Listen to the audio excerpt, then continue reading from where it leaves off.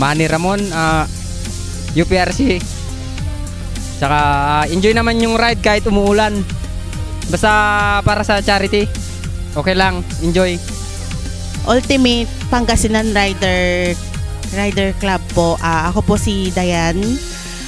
Masasabi ko po about dun sa charity compared doon sa dito sa community na dinaluhan ko yun.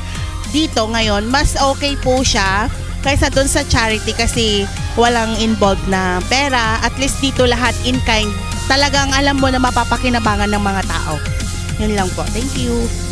Si Nanay Mavic Noguera Nierva ng La Union Ilocos Baguio Benguet Riders Alliance at Justice Charity Riders Team.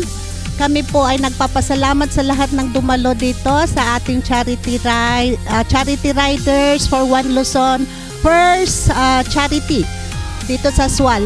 Maraming salamat po sa lahat. Maraming salamat din kay RL Cruiser, kay Sir Anthony sa pag-invite sa aming alliance. God bless po.